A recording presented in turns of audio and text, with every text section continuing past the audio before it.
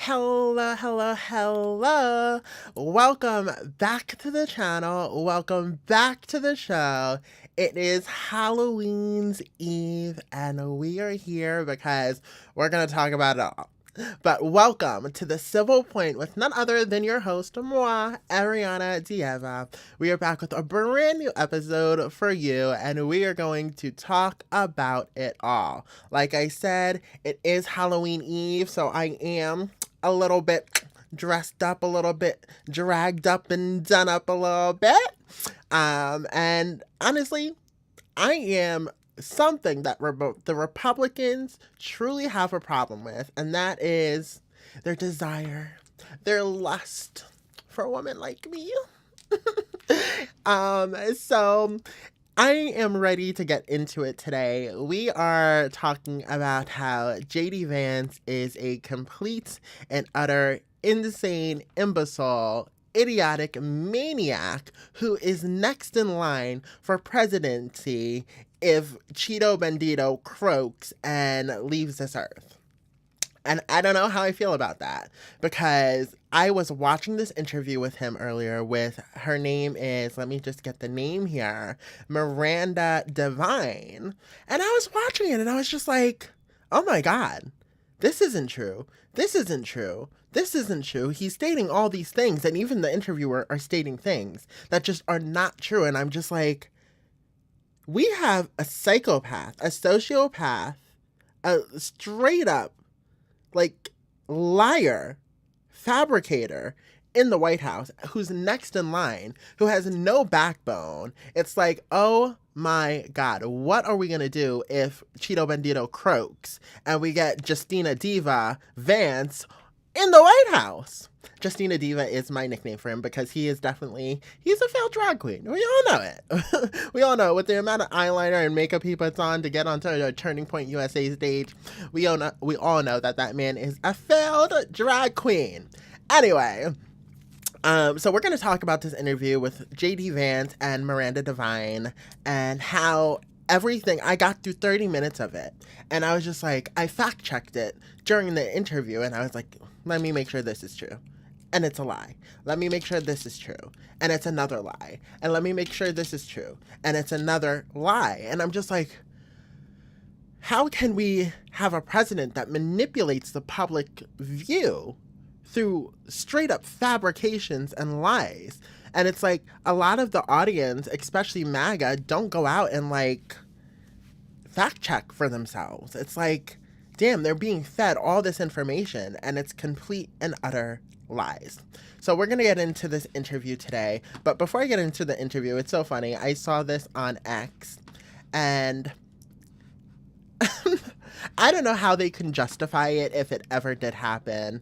But I know that Justina Diva is not in love with his Hindu Indian wife. We all know it. I mean, he doesn't defend her. He's never going to defend her. I think he loved her at one point.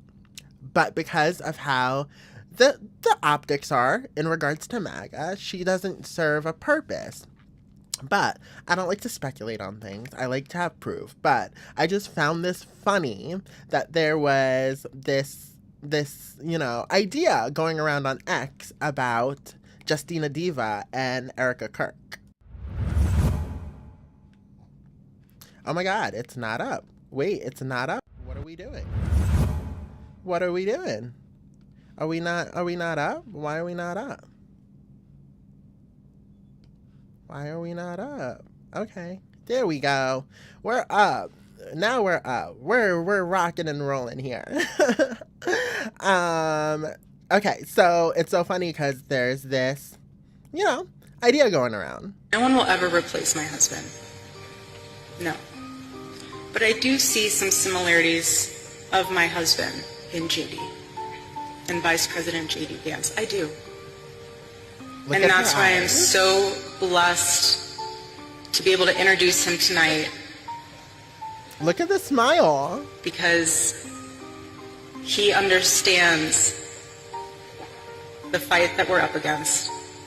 And he can articulate that in a way that transcends. He's an amazing man. No one will ever replace my husband. See, now, in my opinion, I'm not speculating here, but I'm speculating. Okay? I'm just saying, they would be a power couple. With the martyr that she is in regards to her husband's passing and horrible, horrific death, to JD Vance having such power as vice president and next in kin and line for the presidency, I'm just saying they would be a disgusting power couple when it comes to just swamping up America even more than it's already been, submerged in the swamp as it is. And it's just like, oh my God, how can they justify that? But then again, maggots and the right wing, they continue to justify immoral things all the time. So for JD Vance to, get a divorce from his wife, to then see and potentially even marry Erica Kirk, listen, they will justify it somehow. It will be like, oh, well, she was a Hindu. She was never really... JD Vance's wife is a Hindu. She was never really a Christian, so they have the right to divorce. They would make that kind of excuse if, for some reason, in the future, Erica Kirk and JD Vance decide to see each other, and it's exposed as an affair. The right and the religious fanatics will justify it somehow. They will find some way to justify immorality in their book, which is written as law, as some kind of justification to let go of it and to just say, shit happens. They're very hypocritical and they will find a way to justify it. But like I said, it's speculation. It's funny. It's haha. It's nothing crazy. It's just haha. And I don't believe it. But I'm just saying, the right, the MAGA, the maggots, the religious institutions will find a way. If JD Vance wants to divorce his wife for Erica Kirk, they will find a way to justify it. Hypocrisy at its finest. But let's go ahead and get into this interview with JD Vance here.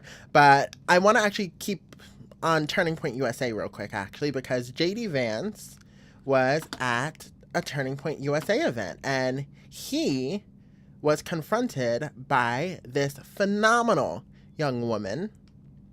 You're talking about, what do you mean specifically? Are you talking about testosterone? So he was confronted by this phenomenal young woman who articulated a question that is very significant in today's day and age, in today's day in politics, in today's day in American culture and history. And that question was, I'll let her actually ask it here. So let's go ahead and watch this.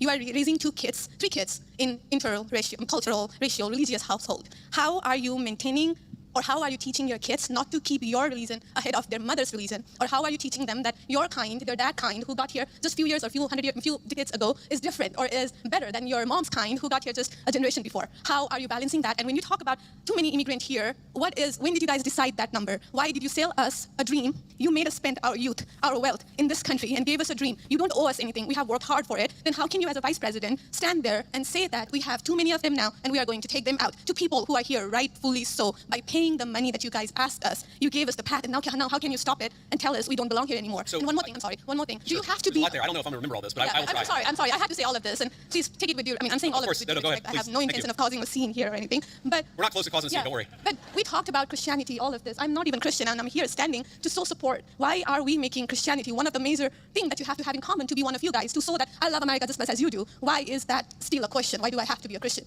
Okay. Now that woman, whoever her name is, we need to find her out, because that is an American patriot right there. And that is the God's honest truth of a question. Why does Christianity have to be labeled as America's religion, as some kind of poster religion for American values? Now, what JD Vance says really contradicts, and he continuously does this in his interviews. He says one thing that drives inclusion, but then he sentiments it in loaded language that contradicts with ulterior motives. So let's go ahead and watch what his response is. So there was a lot there, and I'm going to try to respond to as much of it as I can. So on the question of immigration. So first of all, I can believe that we should have lower immigration levels. But if the United States passed a law and made a promise to somebody, the United States, of course, has to honor that promise. Nobody's talking about that. I'm talking about people who came in violation of the laws of the United States of America, and I'm talking about in the future reducing the number of people. Sorry, what? Can I continue on that? Because when you just said you are not stopping with the people who came here legally, right? But you are pushing out policies that hurt us. And these policies are not even solving the problems. These policies are just creating chaos. Ma'am, okay, so And she's 100% right. The policies such as, ICE deportations and detentions and, going around to cities and neighborhoods and abducting people into unmarked vans. It's creating so much more chaos. It's divisive. It's ripping apart families. And it's ripping apart people who are American citizens, because it's not only Spanish people that are being directly targeted through this discriminatory policy and these discriminatory actions by a personal militia of Donald Trump. It's literally ripping apart and now starting to target other demographics of people, as we've always said it would extend to. It's not about a particular demographic of people when it comes to a cult that has this cultivized incentive to have this white nationalism rule America. And this is what is so dangerous when it comes to Christianity, and why it is so dangerous, because they want to instill Christian values into every single sector of the United States. And this is what the contradiction and hypocrisy of his statement states in a few seconds. We'll get to it. Again, I'm gonna finish answering the question, and then if I've answered all 9 of your questions in less than 15 minutes, then we can keep on going. We gotta have a little fun, right?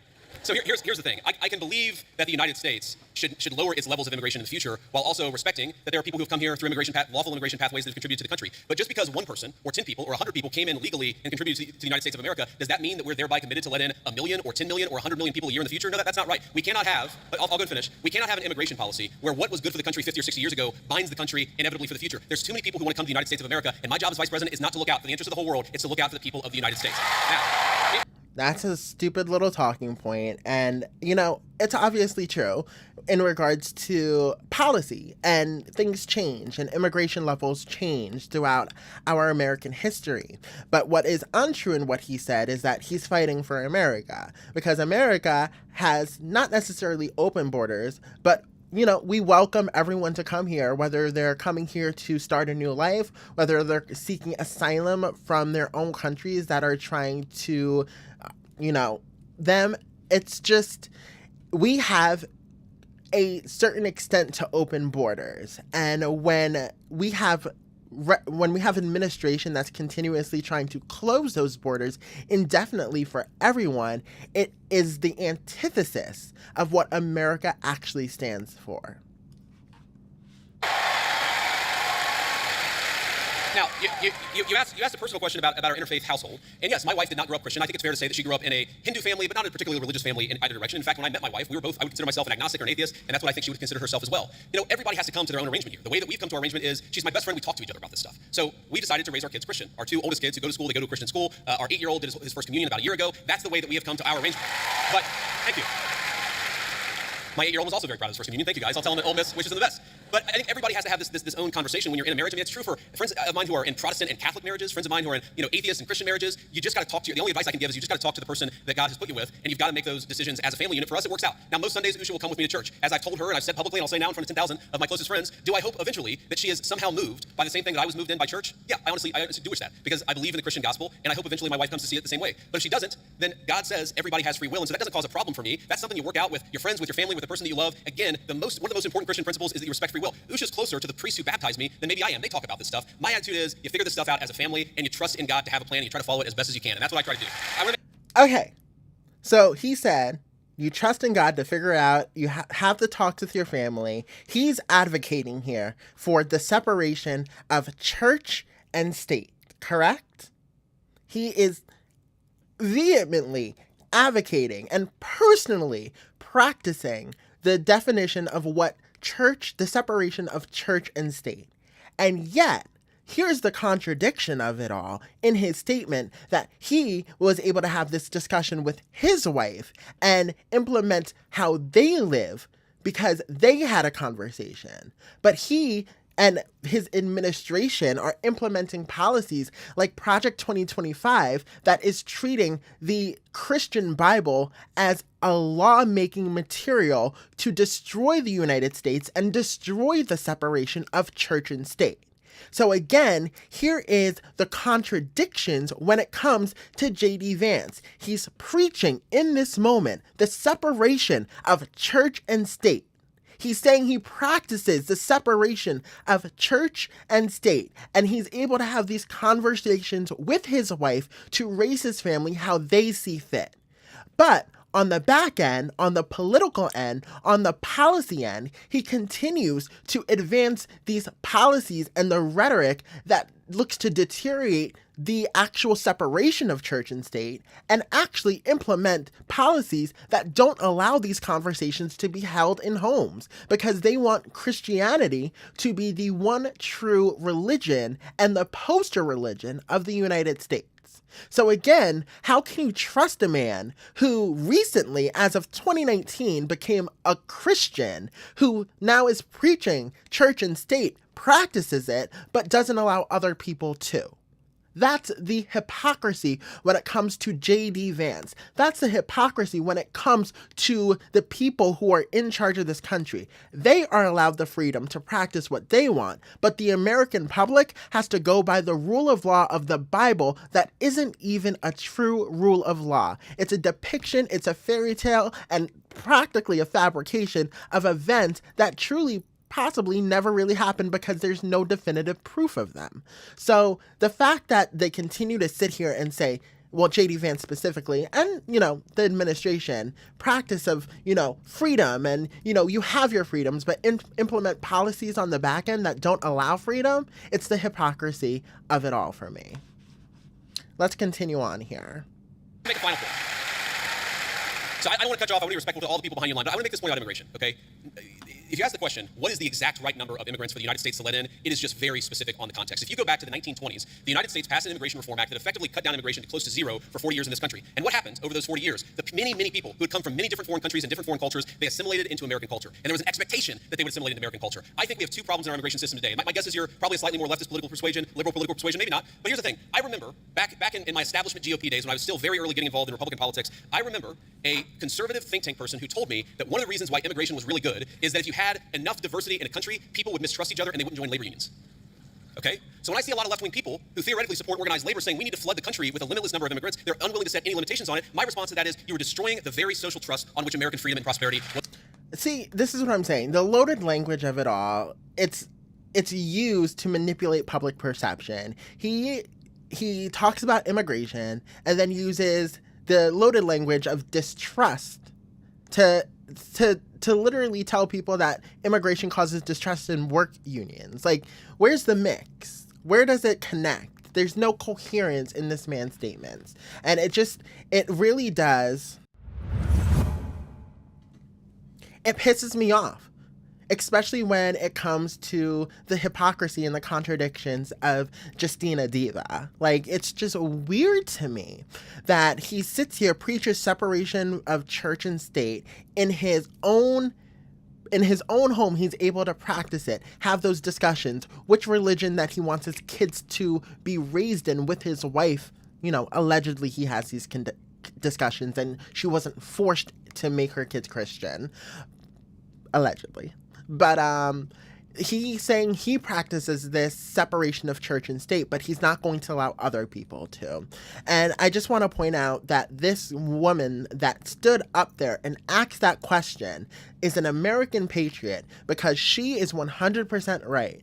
Other religions, other demographics, other groups of people have paid their dues in this country to earn the freedoms that the Constitution constitutionally gives them. So to sit here and have JD Vance sit on a Turning Point USA stage and preach separation of church and state, but on the back end implementing policies that destroys that sentiment of America, it's complete and utter bullshit. So for this woman who stood there and asked those questions, I 100% applaud you because that's brave. That's calling out the bullshit at its face, at the face of the administration being JD Vance. He's a vice president. So congratulations, and I applaud that girl for asking those questions. But I also wanted to go ahead and tackle another interview with JD Vance. And honestly, this whole episode is about Justina Diva. I know he wants his moment, so he gets his moment today. So Justina Diva had an interview with Miranda, what's her name? Miranda Devine. And I didn't get through, I maybe got through 26 minutes. And at 30 minutes, I was like, I can't do this anymore. Because everything that the interview says as fact, everything that JD Vance says in a rhetorical response is just lies. And I'm sitting here and I'm just like, how can people sit here and listen to this and digest the amount of just misinformation from our vice president, especially when I'm sitting here listening and fact checking in real time. I'm like, everything he's saying is a lie. So let's go ahead and get into this interview with JD Vance and Miranda Devine. So let me just pull this up here.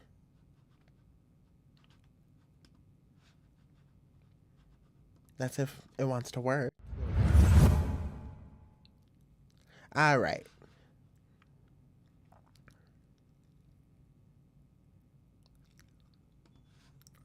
It's a miracle human. So this first clip that I want to talk about,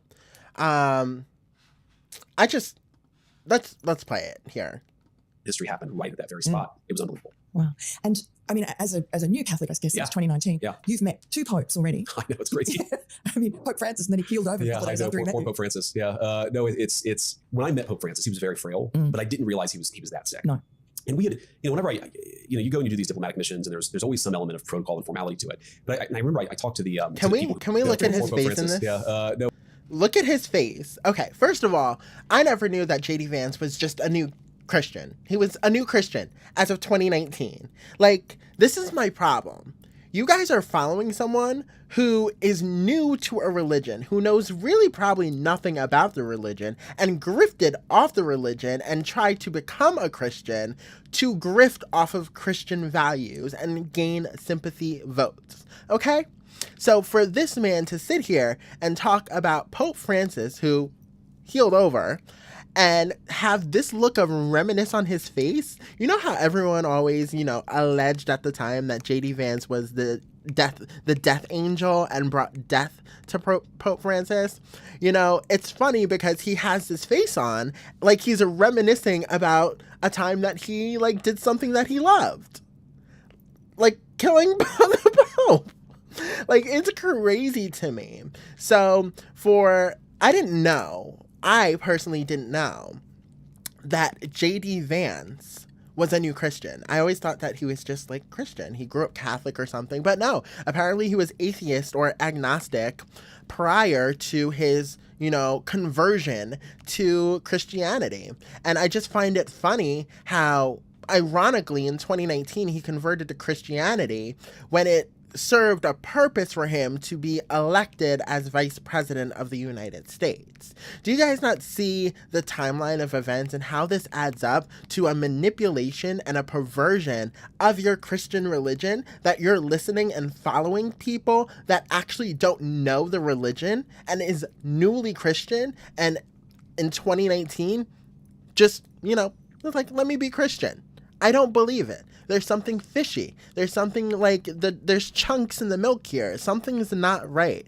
And I want to also talk about this portion with Steve Bannon, because not only is JD Vance a new Christian, right? Steve Bannon comes into this interview and says this. Well, he's going to get a third term. So Trump 28, Trump is going to be president in 28, and people just ought to get accommodated with that. So what about the 22nd Amendment?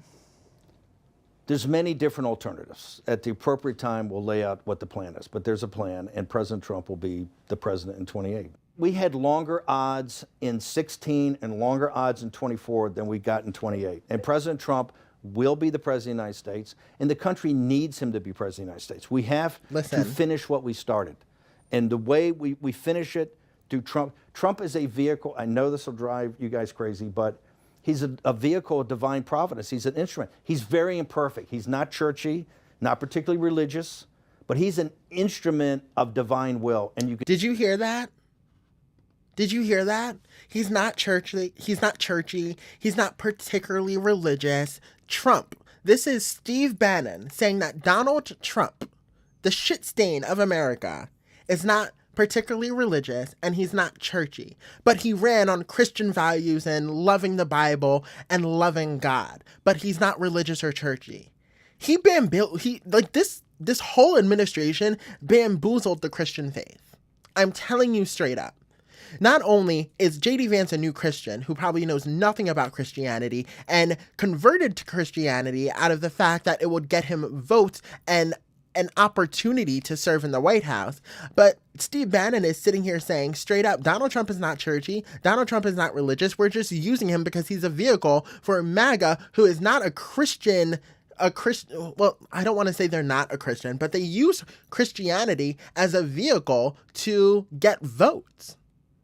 It's deceptive. It's very deceptive. So, again, you have all these people coming out and blatantly saying that they don't follow the Christian religion, but you voted for them because they followed the Christian religion. Isn't that insanity?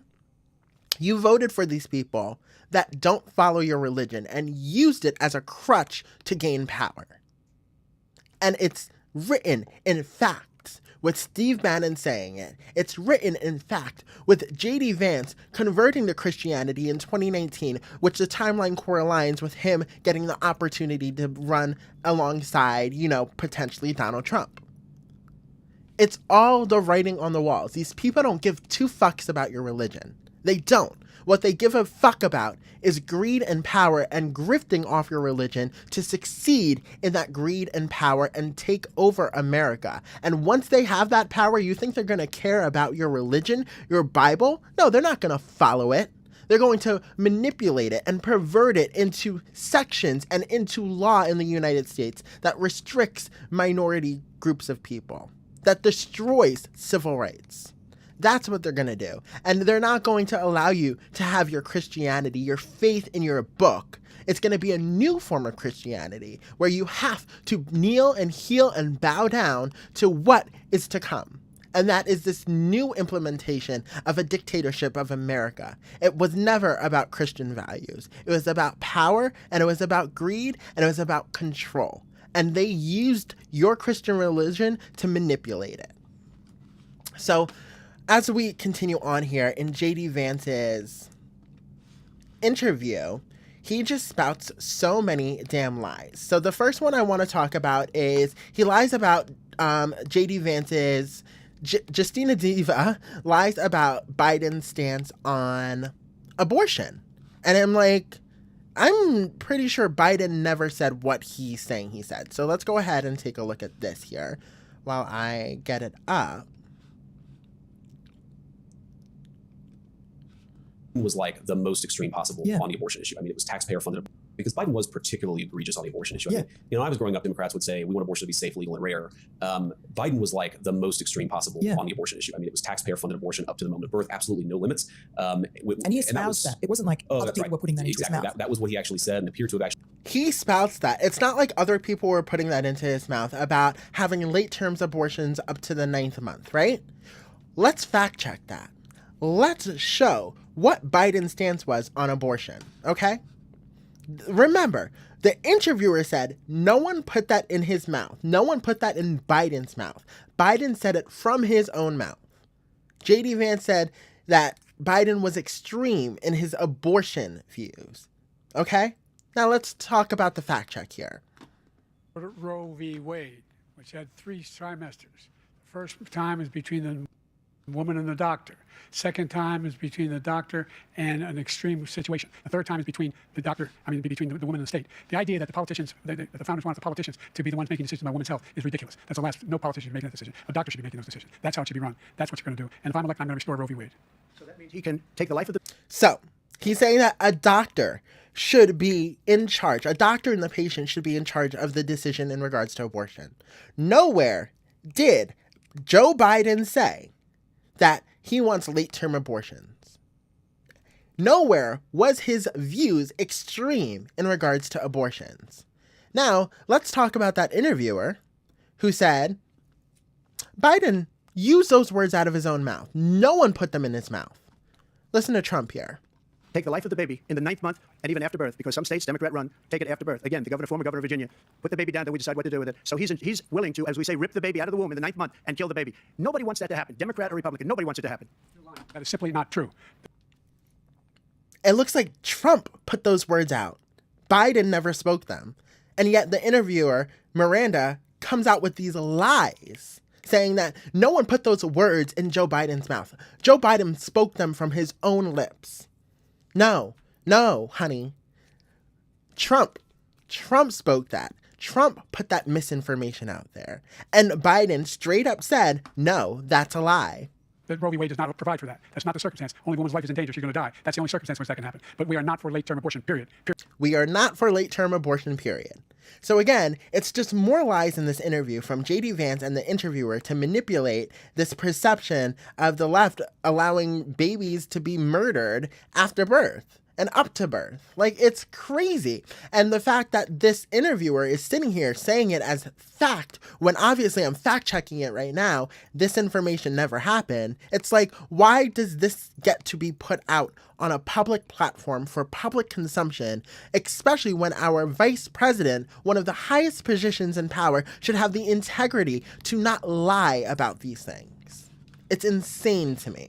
Freaking insane. So another section of this interview here, I want to talk about immigration here. So we're going to go over here. Once I find the spot here. I don't know what happened to my clips. They just like all vanished.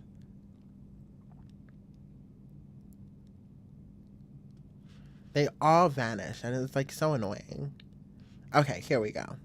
So this is a lie JD Vance wants to talk about, again, you know, what's new, about Catholic Church and border control.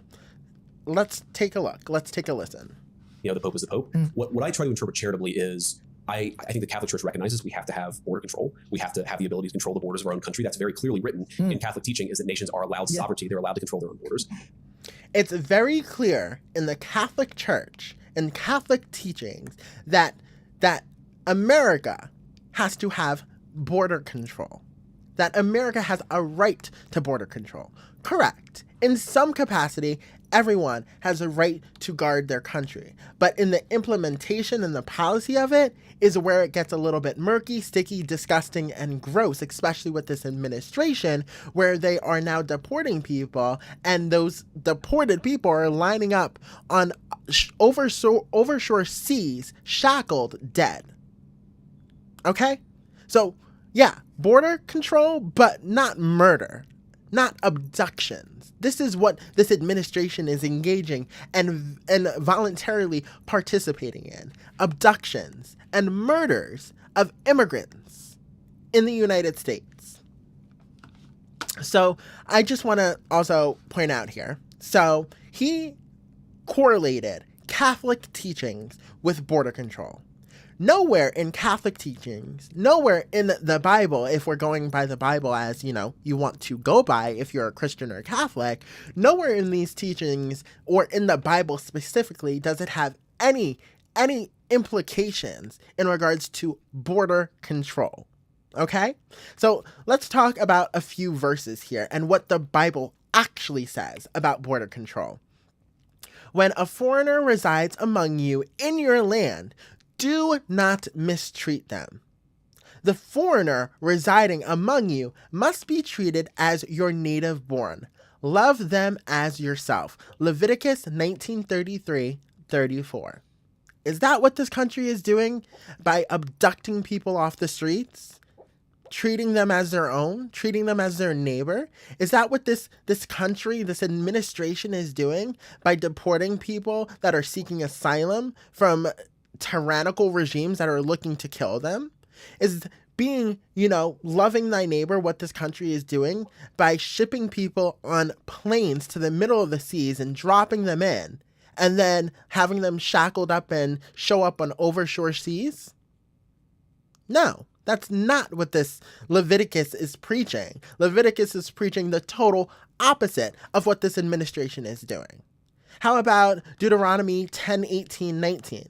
He defends the cause of the fatherless and the widow, and loves the foreigner residing among you, giving them food and clothing. And you are to love those who are foreigners, for you yourselves were foreigners in Egypt.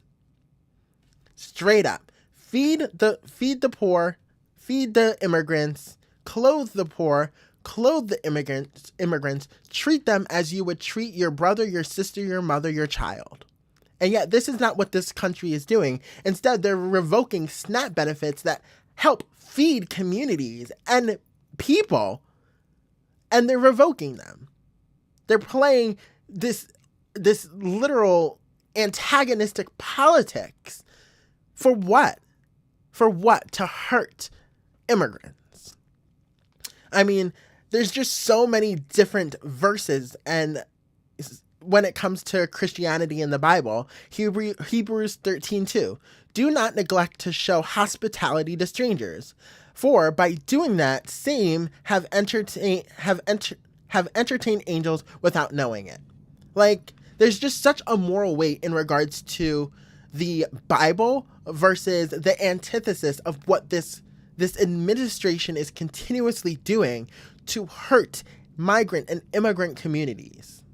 It's the antithesis. And for JD Vance to sit here and say the Catholic teachings, the Bible says we must have borders. We must have some sort of control over our borders. To an extent, yes. But you get to allow people and not mistreat people who come to your country. That is what you guys are forgetting in this administration. That is what you guys are misrepresenting. And that's what you guys are diluting in regards to your policy. Because you don't truly care about the Bible. You truly care about controlling American soil and who gets to be on it. You don't care about what Leviticus, Deuteronomy, Matthew, and Hebrews say. You don't care about those verses.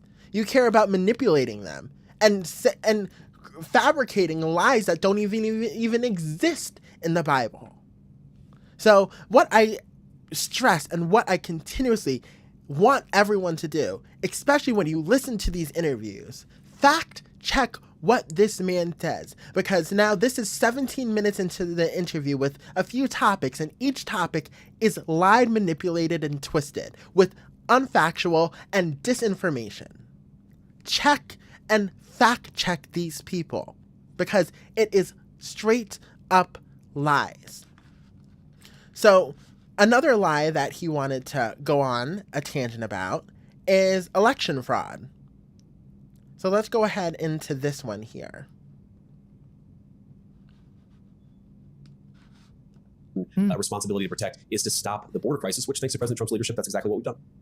Why do you think Joe Biden and the Democrats, I mean, I've got that theory about Joe Biden sort of trying to save his soul, but why do you think the Democrats did this? Was it really just to juice up the census or get more voters? I think it's complicated. I try to understand everybody's perspective even when I disagree with them strongly. I think the most obvious thing is that it completely distorts the democratic process in this country. When you let in millions upon millions of people, some of them will eventually get the ability to vote. It certainly distorts the congressional maps. And so I do think that they were using immigration to seize control illegitimately of the institution of this country. Some of them would say that openly, by the way. They would actually say, we want these new people to come in because we can't win the votes of the people who are already here, so we're going to import new voters to replace them. I think it's really a disgusting way to think about immigration. But so in regards to this statement, in regards to immigration, it becomes inherently clear that these people continue to spout rhetoric, especially with loaded language, where it contradicts reality. When it comes to immigration, Donald Trump actually had quite a surge for the Republican Party in regards to Latino voters in 2024.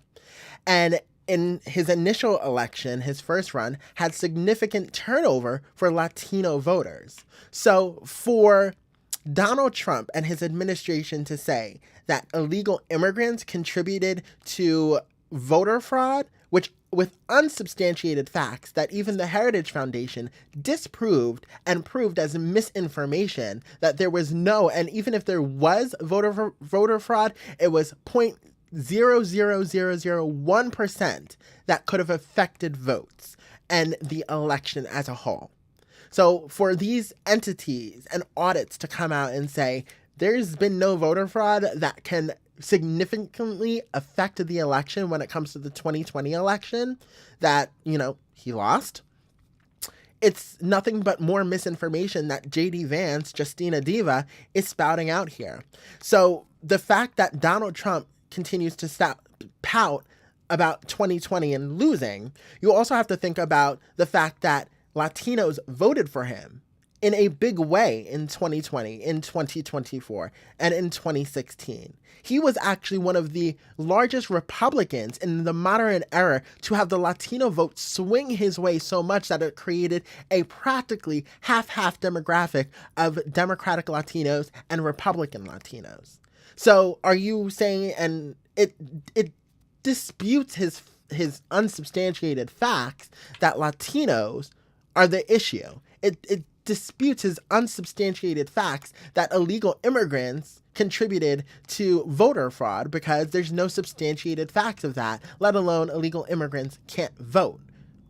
So all of these things that Donald Trump and JD Vance continues to spout on the daily with this misinformation and rhetoric and loaded language that misrepresents reality is harmful and it's untrue. And again, JD Vance sitting in this interview stating that immigrants were the problem in the elections. And it's just not true, especially when Latinos and immigrants who came to this country legally and voted for Trump in large numbers. So again, it's disproving any sort of allegations from this administration that voter fraud occurred in 2020 as well as 2024. Because Donald Trump, again, got the big swing in regards to Latino voters and even misrepresented communities. So it's complete and utter bullshit. More lies. But it gets better because JD Vance has more racism. More racism. But some of them said that. Now, if I'm being a little bit more charitable, I think that was certainly going on. I also think that there was this distorted humanitarian thing going on where any law enforcement period, these people have convinced themselves as somehow unchristian or immoral. I think that's the wrong attitude to take because when you don't enforce the law against the people who violate the law, you empower the sex traffickers, you empower the murderers, and you empower the drug dealers. And you bankrupt. Let me make this sense. Let me make this make sense. And this goes to defund the police too. No one wants law enforcement to be disbanded. We want law enforcement to be reformed so they don't hurt American citizens, so they don't target American citizens. That is what we want this is what it means when it says defund the police. It means reform the police, so that way we can allow everyone to walk in the streets perfectly fine without a fear of being discriminated against. Absolutely, you bankrupt the country. And so I think some people were motivated by a distorted humanitarian impulse. I think a lot of people just wanted to import voters. But regardless of the answer, I think the only thing that is both consistent from a humanitarian perspective, that is actually consistent with the duty that we owe to the American people, and also is just good for the country, is to do what President Trump has done, which is close the border and to ensure that anybody who comes into the country has to come through the legal pathway that we've agreed on. There's another thing that's going on, Miranda, that I think Democrats really underappreciated how bad it was for the country. Our immigration policy is set, in theory, by Democratic policy. You vote for congressmen and women. They enact the immigration policy. The President of the United States enforces that immigration policy. When you have millions upon millions of people coming into this country illegally, it violates the fundamental social contract that the American people get to make our immigration law, not a lawless American president completely disregarding that law. And that's what happened. Is a lot of Americans lawless American president. They're actually violating Trump. the law to let people come in, which drives up the cost of housing, actually has a lot of people competing against Americans for American jobs. And you do it in this fundamentally illegitimate way, because if Joe Biden stood before the American people and said, I'd like to let 5 million low-wage immigrants into this country every single year, the American people would say no. But he didn't. About would you give illegal migrants free healthcare? And they all put their hand up and said, of course. It's just a Here we article go. of faith This in the is what Democratic it was. on stage. And they all asked a question about would you give illegal migrants? No, but he didn't ask the American people. He just did it without asking permission. In the Democratic primaries, when all the candidates. But I also think so. This section is important as well, because we'll let it play. Delegitimizes the entire immigration system in this country. But remember, in the Democratic primaries, when all the candidates, including Joe Biden, were standing up on stage, and they all asked a question about would you give illegal migrants free healthcare? Free healthcare. Put their hand up and said, of course. It's just an article of faith in the Democratic Party. It's completely an article of faith. And think about how Isn't that insanity? Because let's fact check that statement about free healthcare that Miranda said that Biden supported. Here's the actual clip.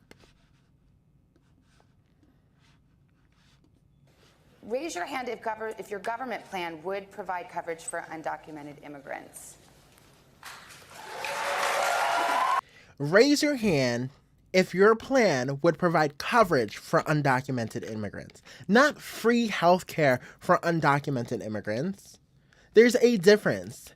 When there's coverage, that means there's possibility and room for, payment plans, that there's possibility and room for enrollment in regards to healthcare. So that way people aren't charged up their ass when it comes to surgeries, when it comes to healthcare, when it comes to primary physicians, not just giving people free healthcare. So again, here's another contradicted lie, a manipulated lie that is stated in this interview from Miranda, when in truth, it's just stating that in this the part that she's saying is basically saying that it's healthcare. It's let's make a plan so people can afford healthcare in the United States, whether they're citizens or undocumented, because either way, if someone goes to the ER with a broken leg, it's going to be fixed. And honestly, if the immigrant fronts the bill, it's probably not going to be paid. So why not get a system in play where we are able to treat immigrants and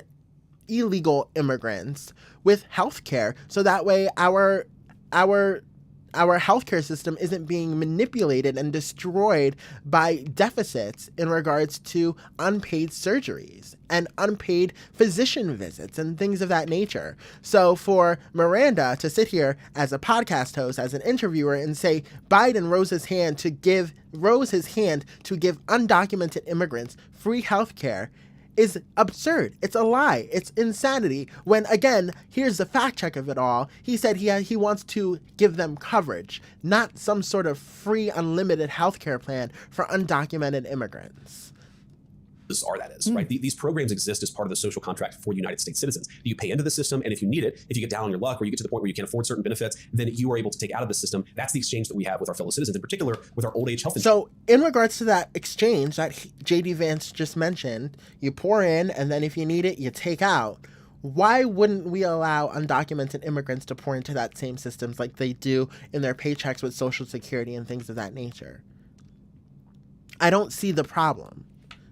Even if you're an undocumented immigrant, it would help the United States for these undocumented immigrants to be covered in some capacity for healthcare rather than being uncovered, injured, and hurt in a workplace accident, and then the bill going to them where they can't even pay it. Wouldn't it make sense to have these undocumented immigrants covered to some extent so that way our hospitals don't get fronted with all these bills and we aren't in a deficit when it comes to healthcare? Like, am I crazy here? Or am I not? Because I don't think I am. Insurance program. It is that you pay into the system your entire life, and when you get to the point where you're retired, you get access to high quality healthcare, right? That's the whole idea. If you're going to give Medicaid and Medicare benefits to illegal aliens, you completely destroy that system, you bankrupt it, and you make it so that Americans themselves are not able to access that system. I saw That's not true. You can still access your health care.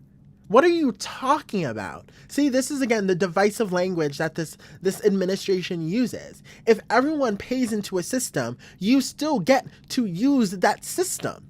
No, just because someone else is paying into it doesn't defeat or defund your actual implementation and your contributions to that system. It's actually adding more funds to the system so more people can have coverage as well as a way to pay off medical debt, to pay for surgeries and healthcare and primary care physicians and pediatricians. Like, what he's saying is complete fabrications and misrepresentations. It was maybe yesterday or the day before, Miranda asked what share of illegal alien households compared to native-born American households are accessing welfare? And the answer was native-born American households at something like 30%, for illegal alien households at 60%. Now, what Democrats and their allies in the media will say, no, that's not how it works, because it says in the law that illegal aliens are not allowed to access welfare benefits. But there are innumerable exceptions to this rule. For example, the state of California under Gavin Newsom gives Medicaid benefits to illegal aliens. The housing benefits, while they're not supposed to go to illegal aliens, there's a lot of fraud. And then on top of the fraud, you have, if an illegal alien comes in and has a baby, then that baby can then access housing benefits through the parents, even though the parents are illegal aliens themselves. So there are all of these ways in which people are able to game the system. And it's why 60% of illegal alien households are benefiting from our welfare programs. So I just want to say, again, this administration continues to throw out numbers and statistics that have no substantiated evidence. Look up the facts. Look up the facts of California Medicaid and immigrants, okay? This is untrue. And this is my problem with this administration. They're all fluff and no performance. Because when you talk about these plans that they look to destroy for human beings on American soil, they have no actual plan to replace it to help American citizens, to help immigrants. They just look to destroy and not actually reimburse and help and create a system that supports everyone. There's no backbone to this administration. It's all performative. It's not here to help human beings. It's not here to help Americans. They have no plan and no justification, and all they do is spout out unsubstantiated facts about misinformation that they developed and provided and are spewing out. That's how you bankrupt this country and destroy those programs for the people who actually need it. And that's how they can afford to take slave labor wages because they're subsidized. The taxpayers subsidize. This is such an important point, Miranda, and it's something people don't appreciate. And by the way, they're willing to accept a standard of living that most Americans won't accept and shouldn't have to accept. And this was, if you remember, the big controversy about all of the migrants who came into Haiti. So here's the racism. The racism, the lies that continue in regards to JD Vance and Trump, Justina Diva, and the shit stain of America. Let's go ahead. They're eating the cats and the dogs. They're eating the cats and the dogs. That never happened. What are you talking about? Here we go. 20,000 immigrants, Haitian migrants, in a town of 40,000 people. So you blink your eyes in Springfield, Ohio, and you wake up, and literally a third of the population of your town is now Haitian immigrants. And eating cats and dogs. Eating cats and dogs. Now, Biden paroled those immigrants. She should not have a job. This woman should not have a job or a platform, because she's the one who is feeding this misinformation to JD Vance. And then JD Vance is obviously securing it and, condoning it. But, she should not have a job. I've literally stated out 3 or 4 points now where she's lied on Joe Biden, where she's lied about abortion, where she's lied about slave wages, where she's lied about now cats and dogs, the Haitians eating the cats and the dogs. But anyway, I digress. Let's continue on where JD Vance's specifically racist comments, and this is where I just couldn't do it anymore, and I tuned out. I was like, I can't do it anymore. Every segment, every portion, and every topic had a lie in it. There's no truth to any part of this interview. Immigrants. And what did that mean? Those immigrants were now able, even if they didn't have kids, all of them were able to access housing benefits. So I would talk to constituents in Springfield, Ohio. This is when I was still a senator. This was before I was a vice presidential nominee. And here's the situation they would describe to me that happened in Springfield, Ohio. So you're a landlord and you're renting, let's say, a 3-bedroom house to a family of 4, family of 5. Okay. They're paying, let's say, $1,000 a month a couple of years ago in Springfield, Ohio to rent that house. Now, all of a sudden, 4 families of Haitian migrants come in, each of them getting $1,000 per family, and they're willing to put 20 people into a 3-bedroom house. So what does that do? That prices all of the American citizens out of those houses. Right. That drives up the rents for everybody, because now you have a 3-bedroom house that you can rent for $4,000 a month or $3,000 a month instead of $1,000 a month. That completely destroys the ability of Americans to live the American dream. And that's what those open borders did. And creates division and hatred. And of course it does. But how could it not create division? I mean, let's say you're living. How does that create division and hatred? I'm sorry, but do we not understand the economy right now? Even if we talk about kids that are getting out of college and can't find jobs in their career fields that they got a degree for, they're living at home. So how is a Spanish family or a Haitian family living in a apartment or a home with multiple family members any different from a college kid that can't find a job and a steady paying job and a living wage job, an affordable wage job for living? How is that any different than them going home after college? So immigrants are not allowed to band together and support each other, but white Christian nationalist college kids can go home and, live off their parents? It's the double standard. It's racism. Blatant racism. Living in a house and your neighbors move out. We can hear Atlas shaking outside. He must just coming from outside. But you have, let's say, a family of five you've known for 5 years, 10 years, moves out of the house, is actually evicted from the house because there are people who are going to pay more for rent. And then what happens is 20 people move into a 3-bedroom house, 20 people from a totally different culture, totally different ways of interacting. Again, we can respect their dignity while also being angry at the Biden administration for letting that situation happen and recognizing that their next door neighbor is going to say, well, wait a second, what is going on here? I don't know these people. They don't speak the same language that I do. And because there are 20 in the house next door, it's a little bit rowdier than it was when there was just a family of 4, a family of 5. It is totally reasonable and acceptable for American citizens to look at their next door neighbors and say, I want to live next to people who I have something in common with. I don't want to live next to 4 families of strangers. And the fact it's totally reasonable and American to judge people on their skin color.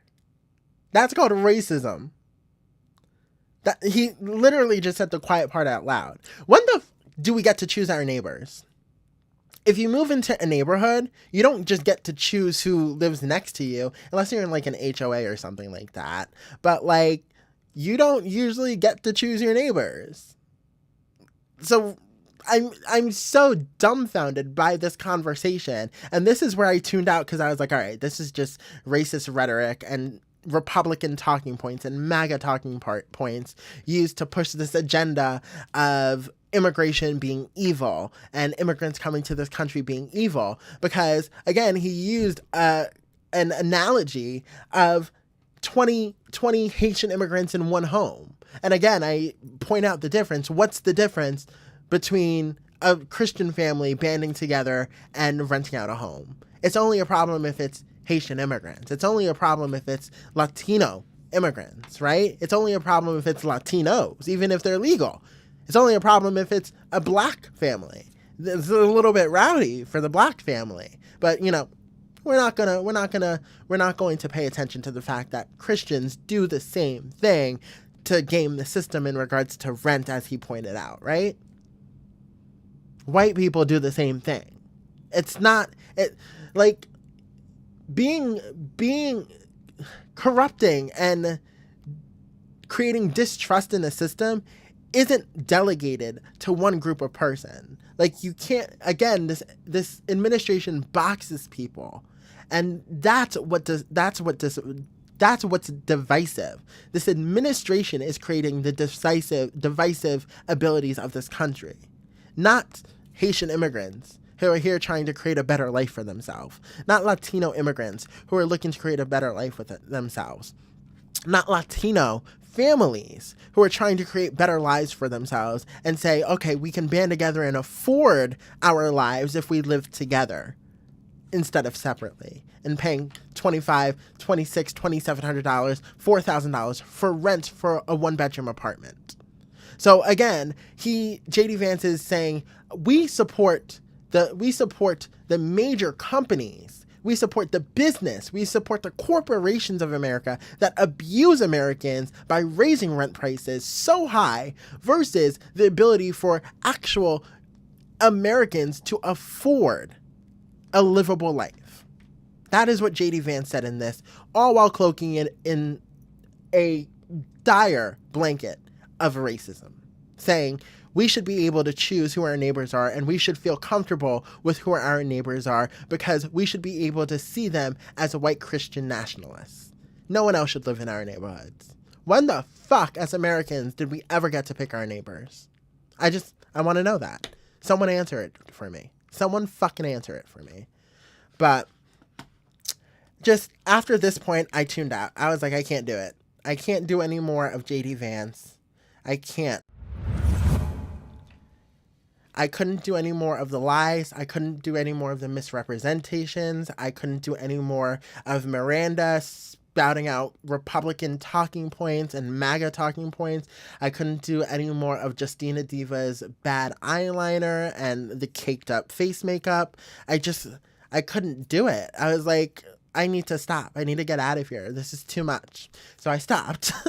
But again, this is the problem in this administration, this interview that I watched 30 minutes of and was able to disprove with factual information and factual evidence and video shows that this administration continues to use rhetoric that's divisive and targets immigrants and immigration as evil, when in actuality, immigration is the fabric of America. Immigration is what creates the culture of America. And I don't remember who said this, but someone, I'm trying to specifically remember what was said here. Someone said immigration creates division. I'm trying to remember who said it. Someone said immigration creates division. And it's just untrue. What creates division is fear.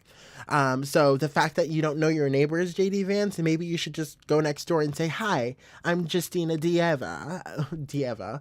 Oh my God, please don't use my last name. No, sir. Just be like, "Hi, I'm Justina Diva." And like, who are you? I want to get to know you. Let me just make sure you're a good family, you know. Talk to people. That's how you create less distrust, by talking to your neighbors, not by racially profiling them as rowdy because there's 20 of them living in the apartment. America's expensive, JD Vance. Let people live with their families. Like, crazy. Anyway, guys, if you haven't, go ahead, hit that subscribe button. You guys can follow me right here on YouTube for the Civil Point podcast, as well as you can go on Facebook and TikTok and look up TCP clips, where you can find all of my clips for the podcast here. I really do appreciate you guys. I really do appreciate the comments, because I love getting everyone's point of view. Even you maggots are in my comments. I love it. Like, love a good point of view. But get some taste, get some brains, get some education. But I hope each and every one of you have an amazing Halloween tonight, because Halloween is amazing. And it's like literally my favorite holiday of the year. No, it is. It's literally my favorite holiday of the year. So enjoy your Halloween.